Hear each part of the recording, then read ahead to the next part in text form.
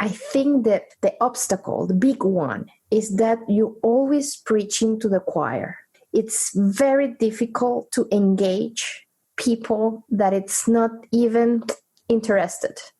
That was Olga talking about the challenge of creating mental health initiatives with broad reach within businesses. The problem is, the people who already care get involved, and those that aren't affected don't. Olga is a TPM at Expedia. She's originally from Venezuela and is now living in Toronto. She's also an active YouTuber with her channel Cronopio. Growing up in a Latino community with an alcoholic father and a stoic mother, Olga learned that you don't complain and you don't talk about your feelings. In this episode of Silent Superheroes, Olga shares the difference she sees between somebody serious about suicide versus someone using it as a cry for help. She speculates why mental health is a taboo subject in the Latino community. And finally, she exhorts us all to open up and talk about our feelings. Remember, Olga and I are just two people talking about our experiences living with and managing mental illness. If anything you hear makes you maybe want to change the way you're thinking about treating whatever it is you're dealing with, please consult with your care team before you do. My name's James Pratt. I'm the host of Silent Superheroes, and I'm really glad that you're here.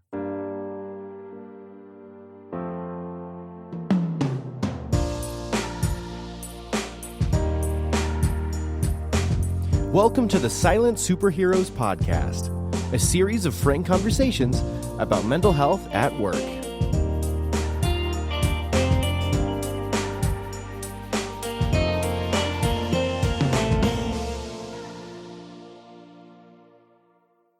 Welcome to Silent Superheroes. I'm here with today's guest, Olga. Olga, welcome to the show. Thanks. Thank you for having me. So, Olga, why don't you tell me a little bit about who you are and what you do? I'm a human being. So I'm a Venezuelan living in Montreal, and I work for Expedia. I have 5 years there, the same time that I have in Montreal, and I work as a TPM.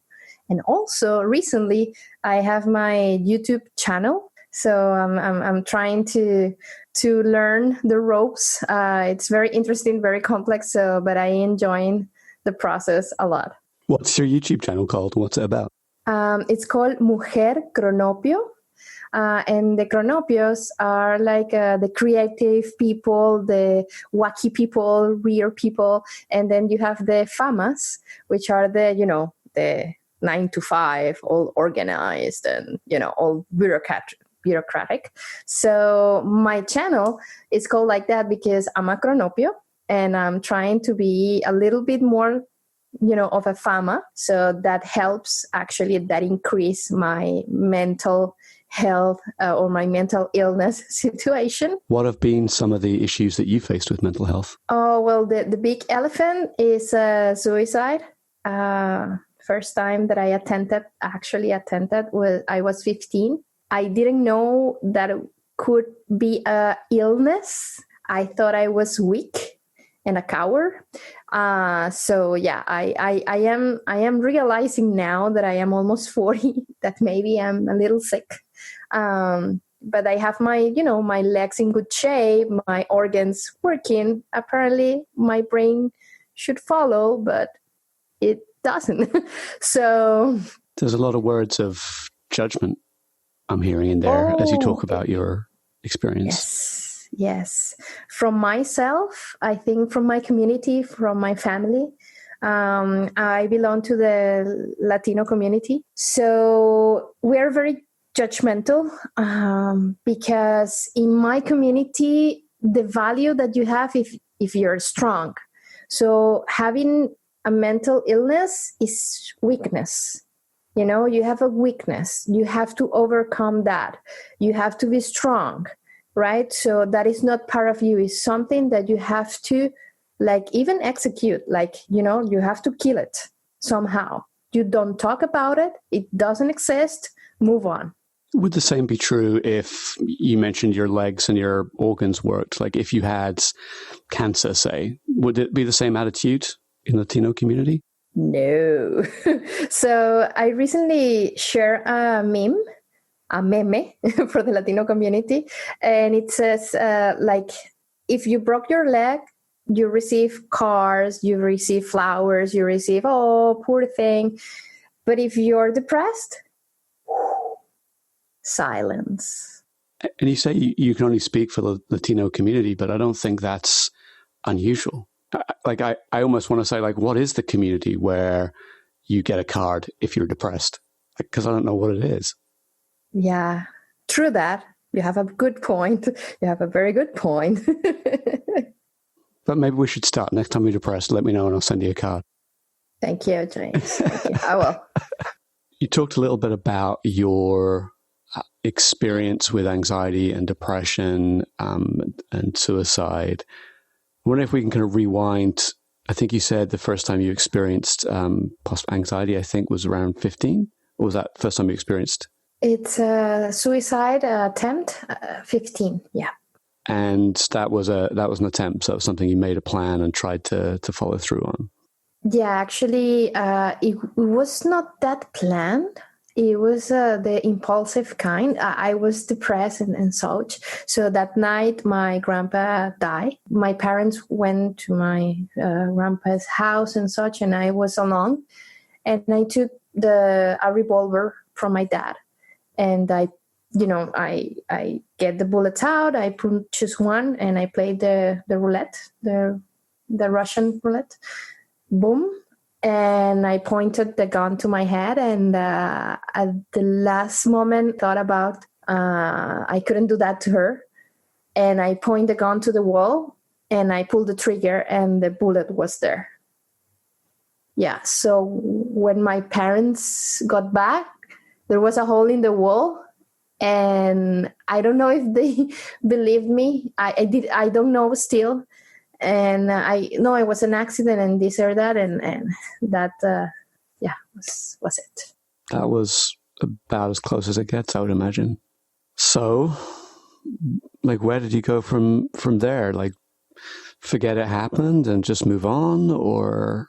So I realized that I didn't have the guts to do it. I still fantasize a lot with it. And fantasize with another thing. So I started to write. My short stories are still very dark in that sense. I plan to kill also my dad. And this is, I think, the first time that I say that, in public. And it was very tough. I was a lot of plans. And basically my way to deal with this was asking God every day to kill me. Like, if it's an accident, it's honorable. I'm not going to be judged, and my mom can recover somehow. So I pray a lot, like, God, please, there are so much people dying. I'm a waste of resources. I don't want to be here. Take me away. I'm not religious anymore. So yeah, I didn't find anything for me there. So, and it's very, like, you have to be blind, you have to be numb to be with, to flow with that. So for me, the numbness worked until I was 34 that I came here, but not anymore. I'm hesitant to use the words blind and numb. Like, there's judgment in them. Like, I might say that somebody who has a religious system that's working for them, like, they've found something that works for them. Right now, I have a problem when that crosses over into, like, we must convert everybody else who doesn't believe this thing is an idiot, or people can't do something because my religion says they can't do it. But I'm sometimes kind of almost envious of people who found that faith and that comfort, because it does feel like my eyes are open. Like, see, like, well, I get from a neurological level why our brains need religion, because we need to believe that somebody's in control. We need to believe there's structure and reason, for things. And it's really fucking hard to say, like, at the end of the day, we are apes. We're on a rock. We're going through the universe at 300,000 miles an hour. And eventually our sun will explode and eat this planet. Like, it's not a reason to get up every day, is it?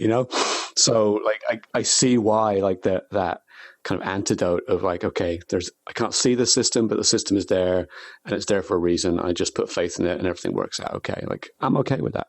as long as you're not telling me what I have to do. So I studied philosophy also for 6 years. So when you study philosophy, you break somehow, and you become a little cynic, and you put your beliefs like in suspension, like Descartes. So it's confusing for me. The religion is not there for me. Science or is another thing. But yeah, I see where you're coming from. After 15, after 15 and your suicide attempt, you move kind of on through life. You're writing, short stories. There's darkness in them. Like, you have some patricidal fantasies. I don't know if that's the right word or not, but let's call it that. And then, with your wife, she eventually talks you into going to therapy because you're being very self-destructive. Like, what other milestones are there between those two places that shaped your life? That first therapy for me didn't went, deep enough. So it was like a patch, right? And helped me to continue. Then came out was the other thing that I have to manage. For me, it was easy internally.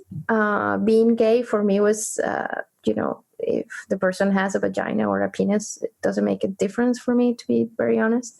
But I always thought about my mom again, and, she's going to be affected by that and such and such. So I hid that part of me, I guess, until I decided to come here to Canada and got married. For the first time, I was away for the familiar views, right? So that was good and bad because my wife got sick and she had to go back to Venezuela to have treatment, etc. And I was alone here, and the suicide came over again. And I really planned it. This time was, but I didn't have guns here. So it was a problem. And I didn't know how to find one. And I was very scared of getting arrested or something like that because I was new here. I thought about the metro thing, jump, but you can stay alive. You can, it's not like 100% unfallible. And you can traumatize another person, which is the driver. And it happens a lot. The suicide thing, it's not easy when you think about it. It's very risky, and you have to do it properly or don't do it at all because it's going to be forever. So, it's like technicalities that you have to think. And I don't know why, but I think when you're serious about suicide and it's not just something to get the attention, you plan and you really search and investigate and do all your research for that. So I did this.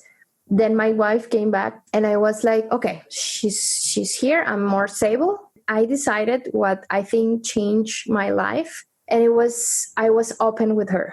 So I told her finally how I felt for the first time in, I would say like we were like together for 11 years. And for the first time, I was completely open. I'm disgusted with, by myself. I hate myself. I hate my body. I hate my brain. I hate myself so much that I wanted to disappear. And she was like, all right, so it's fine. So we need to get help. So that was the first reaction. And she was like my hero at that point. And I went to the doctor here.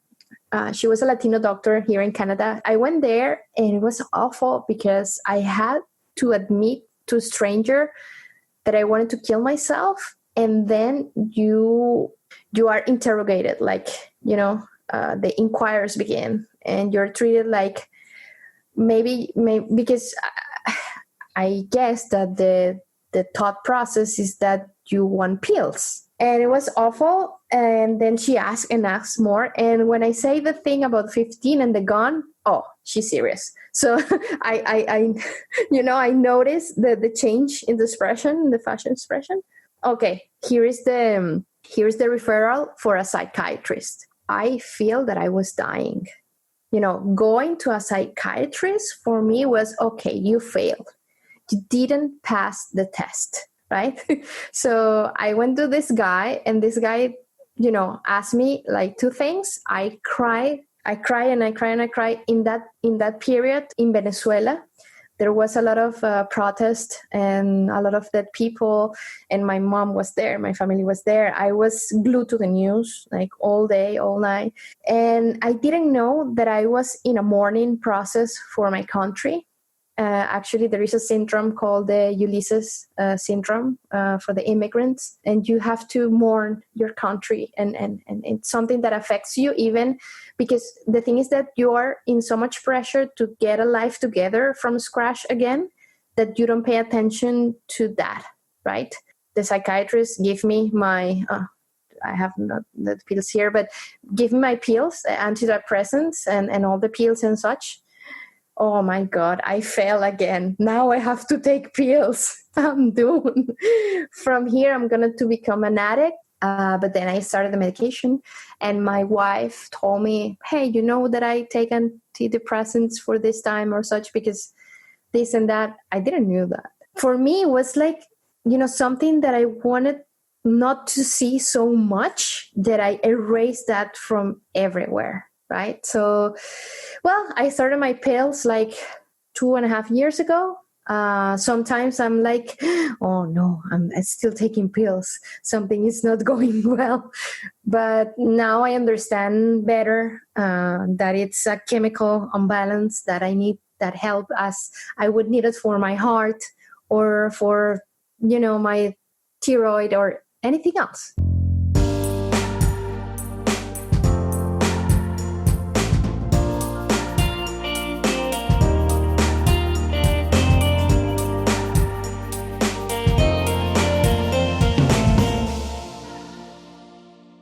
So getting back to talking about the stigma that you face, particularly in your community, one of my previous guests made the observation that the stigma comes from the Puritan work ethic, where if you can put your shoulder to the plow, then you are kind of a valuable, good human being. And like, if you couldn't put your shoulder to the plow because your leg was broken in half, obviously, then like, okay, we'll let you off plow duty. But then if you're like, well, I can't put my shoulder to the plow because my brain's all messed up, like that's just not acceptable. That was his kind of cultural way of thinking about it. Like it comes from the Puritan work ethic that founded the US. You're from Venezuela. And so I'm wondering like what that chain might be in Venezuela. It's interesting because when I think about it, it's very similar. And we're talking here about knowledge workers. And knowledge workers are supposed to have a good machine, which is the brain. What if this brain is not working? So you're not reliable. For example, in Venezuela, when you're going to a recruiting process, if you're pregnant, no, ciao. It's like you are not allowed to give us 100%. Because mental illness prevents you, for giving me that. Yeah, I agree. In my case, it's odd because like I have like I can give 150% or 50%. Like 100% is really hard for me because I'm bipolar, and so it's like I'm either flying high or I'm like really not functioning. But you make a great point. So I'm starting to wonder, like, do we think of work the same way? Nation by nation, like have we all adopted this same idea that like if you work for a company or whatever, like you have to be able to be there 100% of the time at 100% capacity at all times? Is that just what we believe? Yeah, because otherwise you are not competent enough. Imagine that you are competing for promotions, you are competing in your career path to get to a certain level. If you're not fully competent in that sense, the one that can give a steady 100%, is he going to receive the promotion? You know what I mean? Like, yeah. And it's that scarcity again. Like, it's that ape taking a step up the ladder to get, access to the berries before everybody else or something like that.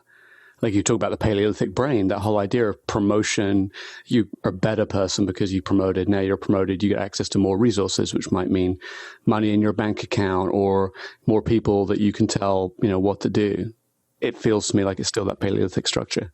Yeah. And if you think, now that you mentioned that, I think about the neurodiversity. If you have an environment where you accept that there is neurodiverse, you have to implement different processes for different people. So you cannot standardize. So you have to work more in terms of, maintaining your resource. So is a company willing to invest in that? It seems like the last priority in the queue. I've definitely seen that where people, people when asked to like, hey, let's put some real, metal behind this, topic of diversity and inclusion or inclusivity or neurodiversity, have kind of come back to like, well, but we, have these other priorities, or these other things are really important, or, we've got to be, efficient with how we use our resources, and using that much of somebody's time doesn't seem, kind of efficient. And then you get into the next step, which is then trying to kind of explain away why diversity and inclusion is important, which is always frustrating, but unfortunately happens. Yeah, and I think if we can turn the wheel somehow, I would say don't standardize the way people work. Because I know if you have another environment being a bipolar, or I have another environment being an anxious person, I can give you more, because I don't have the pressure to perform to a certain level that at some point I cannot achieve because I am not there. But it doesn't mean that you cannot count on me. You know what I mean? The problem is that, for example, being a TPM, I have to be successful planning a quarter. What if a week of that quarter I feel so bad that I cannot follow up, right? So how do we think about this balance when I can feel, I can feel that I can work with you, for you, but also that doesn't put like a sore on my throat. Like every time I think about I'm not performing, I'm not giving you what you need, it's more anxiety to my bucket. So sometimes I just explode and I don't know what to do. What happens when you explode? Like a figure of speech, or like you literally kind of verbally explode? I can verbally explode. After the fact, it's like, oh, fudge, what did I do? Right. So, and I'm a woman in tech, which is another subject, right? So if you explode, you're too bitchy. If you don't explode, you're too passive. So as a woman, you need to be steady, but also having a mental illness like I have, I cannot be steady. It does drive me crazy, that kind of, because I've seen that so many times. The woman who like speaks up or like takes a strong stand on something and is like, bitchy or uncooperative or whatever. And of course the guy that does the same thing is like, oh, and he's like tough and assertive. I'm like, oh, this is such bullshit. Yeah. And even if the environment doesn't push for that, you feel it. And you all the time like evaluating your behavior.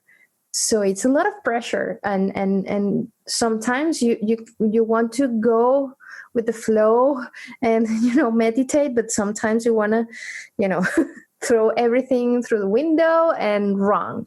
What I feel when I'm in that situation is that I want to like scratch my skin and just get out of there. So I booked myself a meeting room and I try to calm down. But sometimes I say like, what are they thinking about me? I'm in the room again. Oh God. It's like this voice that doesn't allow me to think or function well. What are some of the other things that bring on anxiety for you at work? I think that the worst is when I'm not, when I know I'm not performing and I know that someone is going to realize that and they are going to complain.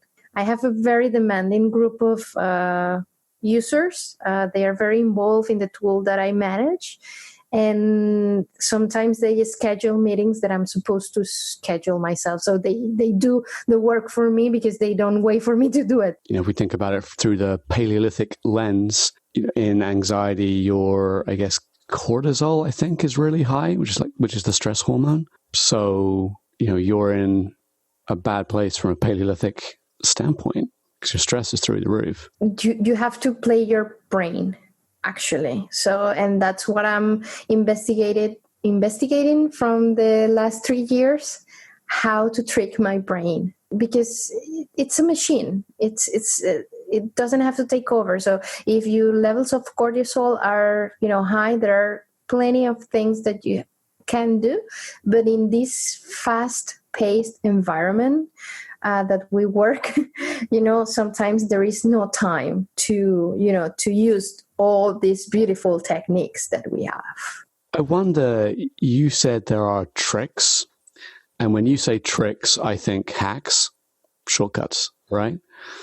But I'm wondering if are you truly tricking or hacking your brain, or are you trying to reprogram your brain?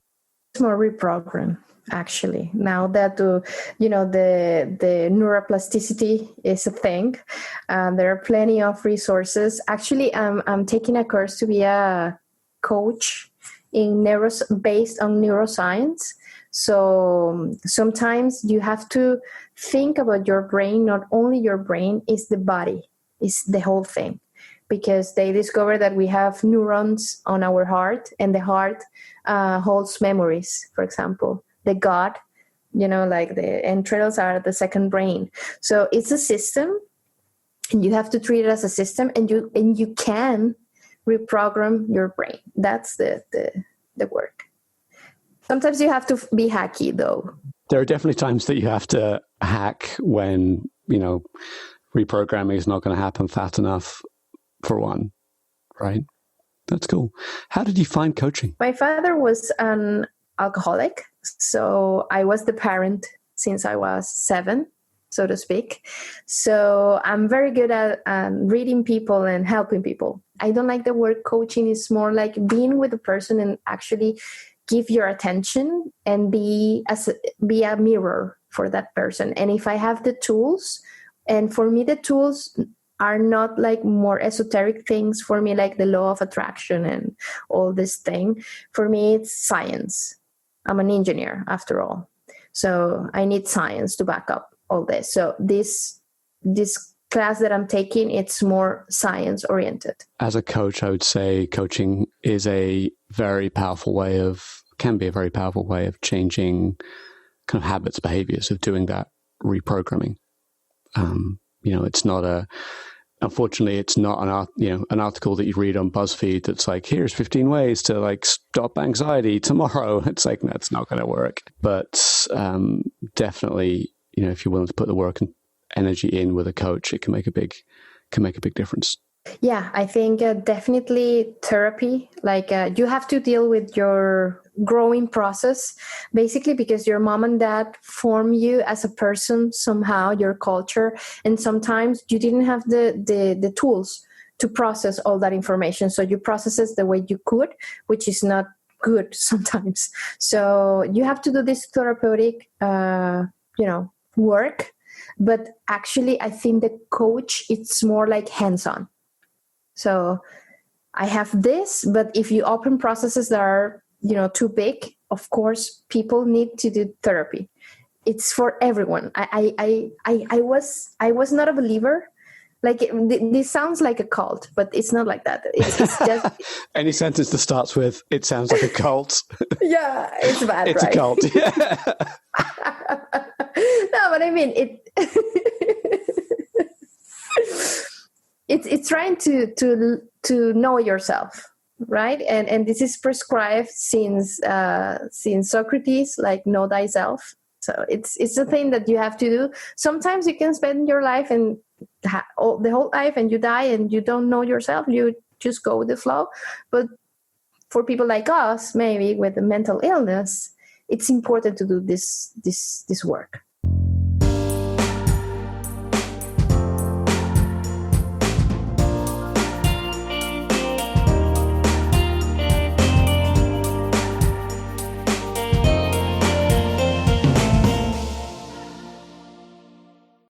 We talked earlier on about how kind of the fear of coming out with a mental illness is that stigma and judgment and non-acceptance, and that you're weak and, kind of less of a person. But in many cases, I've found exactly the opposite to be true, which I bet you have too, which is people will tell you like, oh, you're so like courageous and it's inspiring and thank you and, and all that kind of stuff. And in a strange way, I almost want us to get to a point where that's not true again, where you come and standing on stage and saying like, hey, I've considered suicide or I attempted suicide. Everyone's like, yeah, so what? Like, I heard that story 100,000 times, Wouldn't that be great? Like, where doing this isn't necessary. We need to talk. So the companies, maybe they need to provide safe place and mechanism for us to talk. And the ones that can talk, because not everybody can talk and not everybody wants to talk or is available to talk. But the ones that, for me, talking about this is part of my healing process, because I was in the shadows so much time that I'm so tired of being, So I need to speak up and hopefully reach people. I have a transgender friend, and he's so open about the transition that he normalizes, and that's what we need. It's no more shame, no more stigma. I'm a human being. That's why I am working actually at Expedia as a volunteer for the Diversity and Inclusion Committee and also for the mental health side of things. And I'm sharing my story. I'm actually preparing a TED Talk about suicide, about, telling my story. And so far, just by sharing this with people, so many people has reached. For example, because of the YouTube channel, Dad wrote me about his daughter. She's bipolar, and she's so ashamed of that looking at me, like talking in YouTube about that, like being public, and I'm a person like anyone else. If there are HR people who listen to this podcast, if they wanted to create more space for people to talk at their company, how should they approach that? It's a very touchy subject, and I think you should be very clear about the framework that it's in place for you. I think that the obstacle, the big one, is that you always preaching to the choir. It's very difficult to engage people that it's not even interested. Like maybe they are suffering for a mental illness, but they want to fade it away and really don't talk about that. So I think it's difficult because it should be a balance somehow, because you cannot be attacking people like talk about your mental illness now, But, if you bring it in a regular conversation, I find, and the one-to-one, it's maybe a person is not prepared to participate in a forum of people. Maybe a person is not ready for people looking at them like, oh, you're interested in this subject. Maybe you're, okay. So it's more one-on-one contacts for me are very important, like taking the time for managers, for HR, taking the time to reach people. I think bringing in outside resources, I think, can help. Having outside speakers, somebody like Olga, for example, come in and share your story starts to normalize it. I think people in HR first, getting a little better educated, so that when somebody comes in and says, hey, I've been experiencing depression or I've had suicidal thoughts or whatever that might be, for that person to kind of be comfortable with that, right? And not feel threatened or feel like, oh my God, I don't know what to do. And am I going to say the right thing?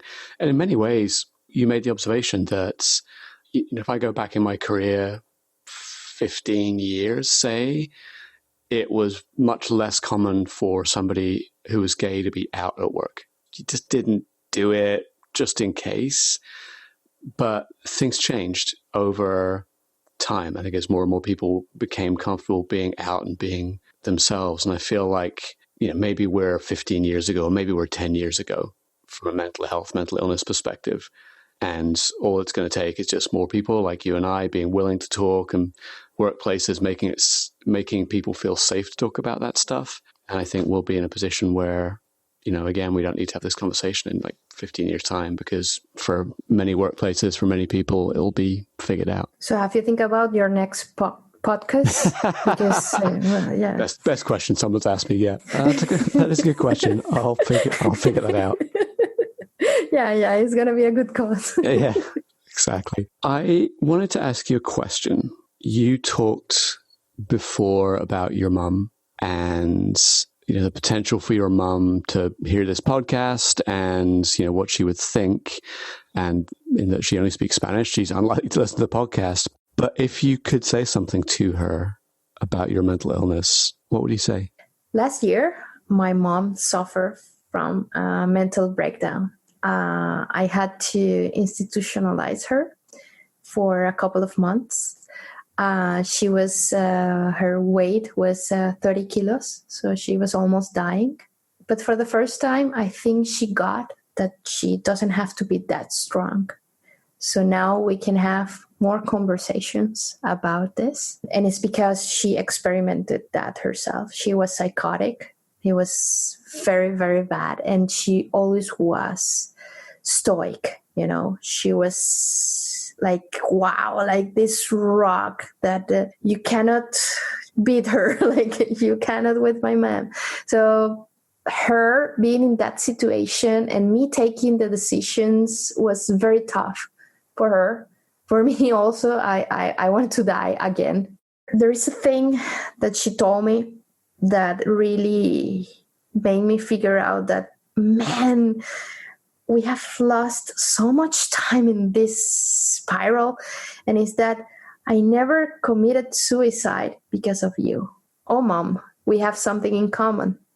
So I never committed suicide because of you. And she said, like, imagine people is going to say the father an alcoholic and the mother a suicide. So, and I realized that my mom was a human being like me. And that allowed me to be a human being. I felt that I was free. So I would tell her that I think that the thing we have in common is that we want to stay here and be with each other. Is there anything else that you want to say on the topic of mental illness, suicide, Latino community? What else do we need to say before we're done? For my beloved Latino community, I didn't realize I was a Latina before I was here, to be very honest with you. I was a white girl in Caracas. Now that I'm a Latino, I can see from other perspective my culture, the good things and the bad things. One of the things that I really want to become, and I think it has became the mission or part of the mission in my life, is talk. We need to talk. Know about fashion, not about body and lose the weight, not about makeup, not about politics. We need to talk as human beings, and we need to talk about what is happening in our hearts, in our minds, in our body without shame. Like shame is one thing that we need to eradicate if possible. I know it's not possible. It's the machine is working like that, but we need to deal with that in a better way. So if I can do something for someone, it's listen. So I think the power of listening, we are always listening to response. We need to listen, period. And that's it. It's amazing. Well, I might add on the topic of shame and talking, Olga, to me, you are good enough. And I say we leave it there. Yeah, because I'm about to cry, so a good point to leave it there. And that's Olga's story. Sometimes life pivots on moments or in a split second. I have a friend who was hit by a car while riding his motorbike. One moment he was going about his daily routine, and the next he was unconscious on the tarmac. The car crash left him in a coma. He beat the odds when he woke up from that coma, but his life has changed forever, and every day he fights to get better physically and mentally. Olga's life-pivoting moment wasn't an unfortunate accident. It came when she hit bottom and decided that suicide was the way out. Gun in hand and chamber loaded, she couldn't follow through, and she decided to give life another shot. Out of curiosity, she fired the gun to see if she would have died. A bang and a bullet in the wall said that she would. Life can change just that quickly. Over time, Olga was able to change. She had her brushes with planning suicide, balancing the reliability of jumping in front of a metro train against the trauma to the driver. But when her wife was out of town and she'd hatched a plan to take another attempt at her life, she made another life-changing decision. She told her wife. She told her what she'd been considering. And from there, let's be grateful. Grateful for a loving partner, grateful for the availability of good medical support that picked her up and put her back on the right track. There's so much else Olga brought up in the conversation, from how mental health is treated in the Latino community, in her opinion, and her views on how to change behavior and the importance of professional coaching. She talked about her work at Expedia as an advocate for making change for others. I'm glad Olga is out there, one of the many brave agents of change in mental health advocacy. As we wrapped up our conversation, Olga started talking about what I've come to think of as her core message. We need to talk about it. We need to talk about the things going on for us, particularly our mental health. We live in a superficial time with carefully created online personas. How does mental health fit into that persona? It doesn't, so don't talk about it. But that's our instincts for self-preservation and our desire to fit in. You do have a choice about what you say and what you choose to share. There's a funny irony in Olga's message. After decades of a stoic relationship with her mum, she finally opens up and talks about her feelings and the challenges she's overcome. What happens?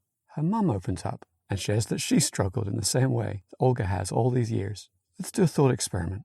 Let's say we could bottle up Olga's drive to talk about it. Talking about it is the way to help. Bottle that up and take it back 20 years and give it to 20 years ago Olga. What could have happened? What would have happened if she'd been able to open up to her mum at that time? What could have happened in their relationship if they'd learned they were more similar than different? That wasn't how Olga's story was meant to shake out. But in this, I think, is my message. Don't wait to talk about it. Don't wait for the perfect time or until you have the perfect words to say it or the right amount of knowledge. Just like what you choose to share in social media, you have a choice.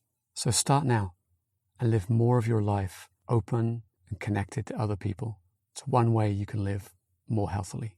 If you enjoyed today's episode, please leave a rating or a review on iTunes or wherever you get your podcasts. If you want to find out about new episodes as they're released, you can go to facebook.com/Silent Superheroes. You can go to @SilentSuperH on Twitter or @SilentSuperheroes on Instagram. Or you can go to silentsuperheroes.com and sign up for our newsletter.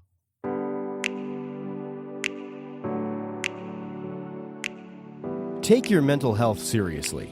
If you need to speak to someone, you can call 1-800-273-8255 or text crisistextline.org at 741-741.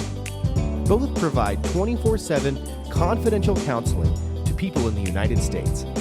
Worldwide, visit iasp.info/resources/crisis_centers/. To help others find the Silent Superheroes podcast, please leave a review on iTunes or your favorite podcasting service.